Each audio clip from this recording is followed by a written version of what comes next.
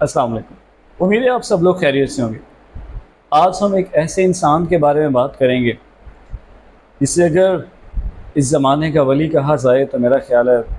غلط بیانی نہیں ہوگی، پیش کی معذرت اگر کسی کو برا لگا ہو تو۔ لیکن یہ وہ واحد بندہ ہے جس نے اپنے علم کے بل بوتے پر اپنے دلائل کے ساتھ ہزاروں نہیں بلکہ لاکھوں، اور صرف ایک ہی ملک میں نہیں، اوور دا ورلڈ مسلمان کی۔ میری مراد جناب ڈاکٹر ذاکر نائک صاحب، جن کا دورہ پاکستان بالکل کنفرم ہو چکا ہے، اور وہ انشاءاللہ اگلے مہینے اکتوبر میں پاکستان تشریف لا رہے ہیں۔ یہ ہمارے لیے، ہمارے اس ملک کے لیے اور مسلمان امت کے لیے واقعی ایک بہت خوش قسمتی کی بات ہے کہ ان جیسا اسکالر، اور وہ اسکالر جس کو صرف مسلمان ہی نہیں بقیہ مذاہب کے لوگ بھی اتنا ہی پیار کرتے ہیں جتنا کہ مسلمان۔ ایک ایسی برداشت، ان کے سوالات کا آپ سیشن دیکھیے، بہت سارے ایسے سوال جو شاید کبھی کوئی نہ برداشت کر سکتا ہو، کبھی مذہب پر بات، کبھی ان کے کردار پر بات، لیکن پھر بھی اس جوان نے، اس مرد مجاہد نے اپنے علم کے ذریعے سے سب کو جواب دیا، سب کو سیٹسفائیڈ کیا، اور بڑے مجمع میں انہوں نے کلمہ پڑھا۔ انشاءاللہ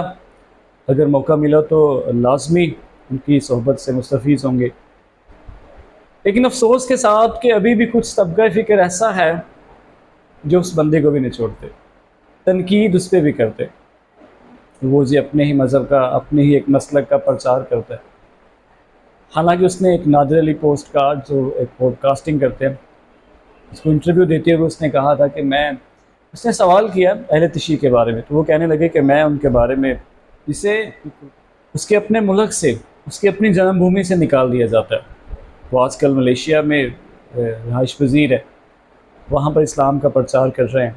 اور اپنے چینل کے ذریعے، اپنی ویڈیوز کے ذریعے، اپنے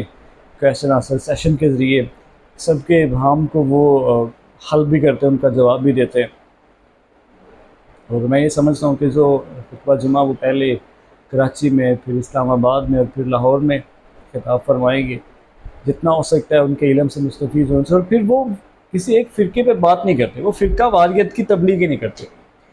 یہ وہ واحد بندہ ہے جو اسلام کی تبلیغ کرتا ہے، جو ہے اس کا علم، اس نے قرآن مجید ورڈ ٹو ورڈ یاد ہے اسے دوسری مذاہب کی کتابیں،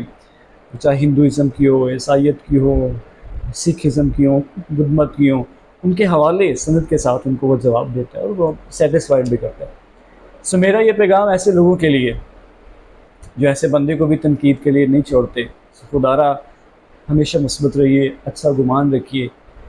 علم اگر وہ دے رہا ہے آپ کو تو اسے لے لیجئے، باقی جو اس کا فرقہ ہے وہ اس پہ چھوڑ دیجئے، وہ خود جواب دے دے گا۔ لیکن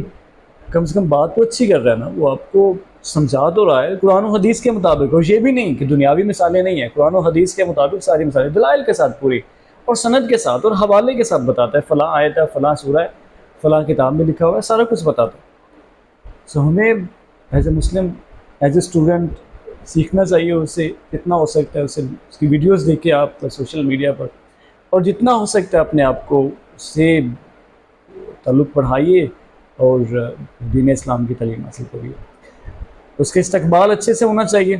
تاکہ پتہ چلے دوسرے مذاہب کو، دوسرے ممالک کو جو اس کے خلاف ہیں، جس کے خلاف پروپیگنڈا کرتے ہیں، کہ مسلمان ابھی زندہ ہیں، ابھی ان میں اتحاد باقی ہے۔